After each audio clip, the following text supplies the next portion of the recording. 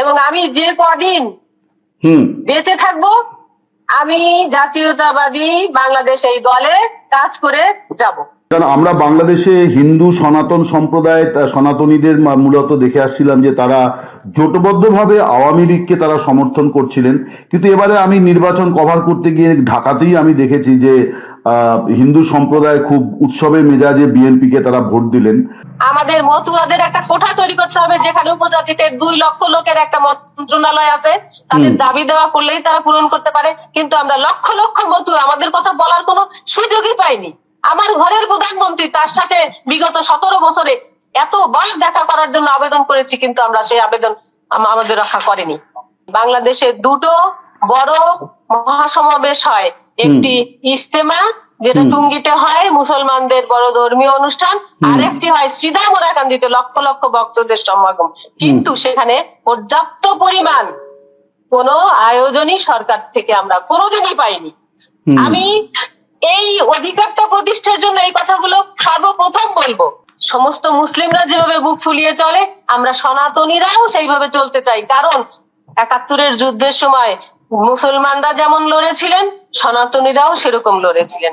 দেশটা আমারও, এই বাংলাদেশটা আমারও, এই জন্মভূমিটা আমারও, আমারও রাইট আছে।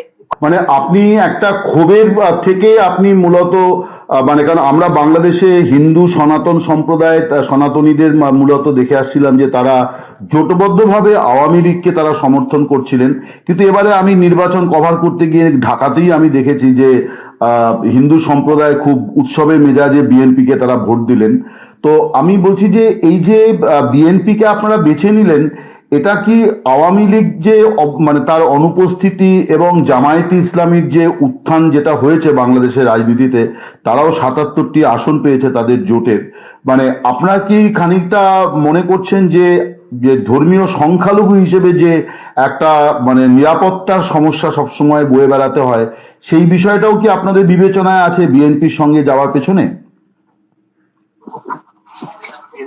দেখেন, আপনারা তো আমরা আমাদের দেশের নাগরিক বাংলাদেশের, তারপরও আপনারা অনেক জানেন যে আমাদের দেশে হিন্দুদের অবস্থা। হয়তো বা আপনি আমার এই সাক্ষাৎকার মিডিয়াতে প্রচার করবেন, শত শত লক্ষ লক্ষ মানুষ শুনবে, কিন্তু অনেক সময় হয় কি অপ্রিয় সত্য কথা বলতে পারি না, আমরা বলতে পারিনি, আমরা সত্য করে গেছি। তো ভবিষ্যতেও যে আমরা এটা বলে সেটা প্রতীয়মান করতে পারবো যে হ্যাঁ আমরা সুখে থাকতে চাই, অন্তত বলার জায়গাটুকু তৈরি হলো। দেখতে হবে এখন ভবিষ্যতে আমরা কতটুকু তার পরিপূর্ণতা বা সত্যতা কোন কর্মের মধ্য দিয়ে আমাদেরকে সেই বুঝটা তারা দিবে, এটা সামনে সেই সময় বলে দেবে।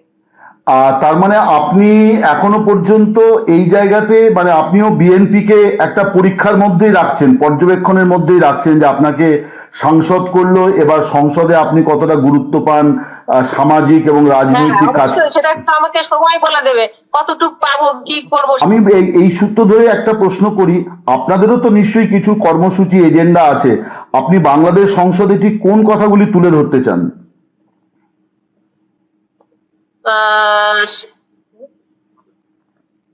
আমার একটাই উদ্দেশ্য, আমরা অবহেলিত, লাঞ্ছিত, প্রতারিত, আমরা অমর্যাদার মধ্যে ছিলাম, আমাদের একটা মর্যাদা সম্পন্ন অবস্থান হোক, নিরাপত্তা হোক, এবং আমরা যে আজকে অনিরাপত্তায় ভুগি সেটা চাই না।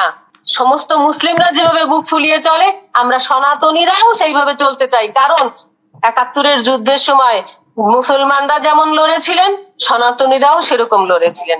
দেশটা আমারও, এই বাংলাদেশটা আমারও, এই জন্মভূমিটা আমারও, আমারও রাইট আছে কথা বলার, আমারও রাইট আছে মৌলিক সমস্ত অধিকারগুলো পাওয়ার। আর সর্বোপরি কথা, আজকে এই সমগ্র মতুয়ার, ভারত বাংলাদেশ সহ কোটি কোটি মতুয়ার কেন্দ্রবিন্দু সিধা মোরাকান্দি। সেই সিধা মোরাকান্দিতে আজ পর্যন্ত সরকারি কোনো উন্নয়ন আমরা চোখে দেখতে পাইনি। বাংলাদেশে 2টো বড় মহাসমাবেশ হয়, একটি ইজতেমা যেটা টুঙ্গিতে হয় মুসলমানদের বড় ধর্মীয় অনুষ্ঠান, আর একটি হয় সিধা মোরাকান্দিতে লক্ষ লক্ষ ভক্তদের সমাগম। কিন্তু সেখানে পর্যাপ্ত পরিমাণ কোনো আয়োজনই সরকার থেকে আমরা কোনোদিনই পাইনি। আমি এই অধিকারটা প্রতিষ্ঠার জন্য এই কথাগুলো সর্বপ্রথম বলবো যে আমরা যারা বঞ্চিত আমরা কি কি পাইনি এই কথাগুলো আগে বলবো, কি পাবো সেটা আমি জানি না, তবে এই কথাগুলো আমি উত্থাপন করবো।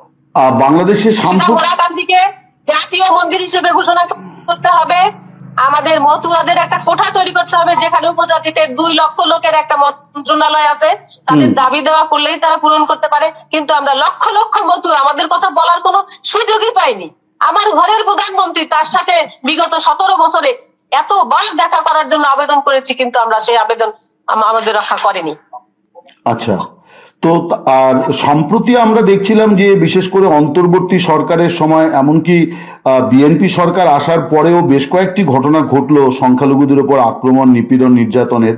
তার মানে আপনার কথা শুনে বোঝা যাচ্ছে যে এই মানে নিরাপত্তার বিষয়টিতে আপনি অনেক বেশি জোর দেবেন এবং উন্নয়নের উপরে জোর দেবেন।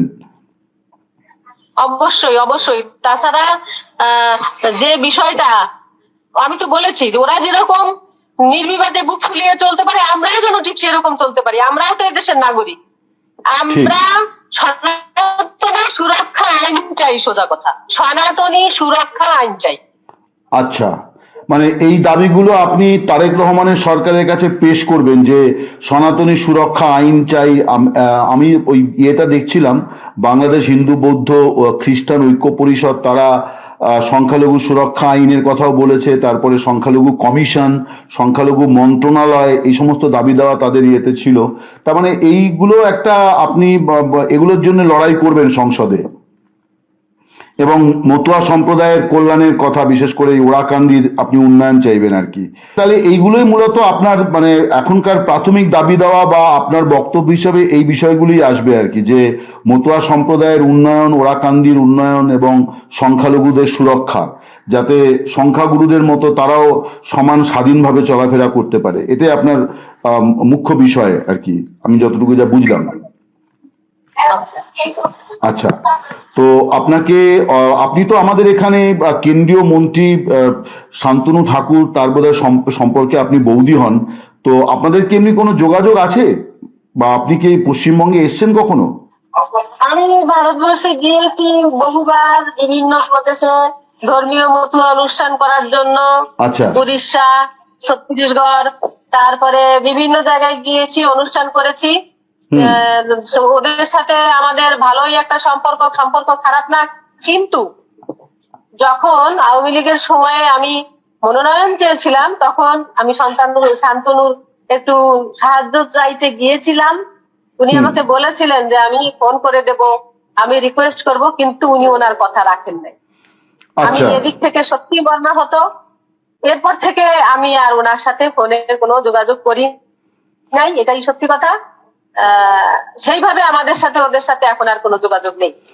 তার মানে আপনি বলছেন যে এই যে আপনি বাংলাদেশ সংসদে যাচ্ছেন, এটা কারো সুপারিশ নয়, এপার ওপার কোনো সুপারিশ নয়, আপনারা আপনাদের মানে আপনাদের গুরুত্বটা বিএনপি উপলব্ধি করেছে যে আপনাদেরকে মর্যাদা দেওয়া দরকার, এবং হিন্দুরা তো বিএনপিকে ভোটও দিয়েছে। অবশ্যই, আমি কারো সুপারিশে যাইনি এখানে। আমি সেদিন সেই অনুষ্ঠানে বক্তব্য দিয়েছি, আপনি সেই বক্তব্যটা শুনবেন, এবং আমি চিরকৃতজ্ঞ আমাদের সেই মহামান্য মহাসচিব মির্জা ফখরুল ইসলাম আলমগীর, যার ঋণ কখনোই শোধ করবার নয়। উনি আমাদের ব্যাপারটা অনুধাবন করেছিলেন, যার জন্য ওনার একক সিদ্ধান্তে, একক মতামতে এবং নীতি নির্ধারণী বোর্ডের সিদ্ধান্তে, মাননীয় প্রধানমন্ত্রীর সিদ্ধান্তে এই আজকে আমি এই অবস্থানে। এনাদের কাছে আমি চিরকৃতজ্ঞ, এবং আমি যে কদিন বেঁচে থাকবো আমি জাতীয়তাবাদী বাংলাদেশ এই দলে কাজ করে যাব। বেশ, আপনাকে অনেক অনেক ধন্যবাদ আমাদের সঙ্গে কথা বলার জন্য।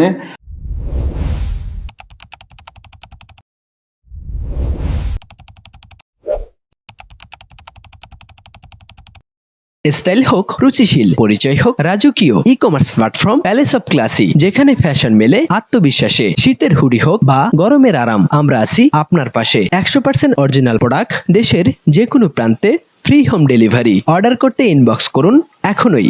Palace of classy, B classy, be confident. একটি নিঃশব্দ ঘর, যেখানে প্রতিটি কোণে লুকানো আছে সত্যের ছায়া। প্রতিটি নিঃশ্বাসে, প্রতিটি নজরে অপরাধের ছায়া লুকিয়ে আছে। আপনি কি খুঁজে পাবেন সত্য? গভীর মনোযোগ, যেখানে প্রতিটি দৃশ্য গুরুত্বপূর্ণ। এখনই দেখুন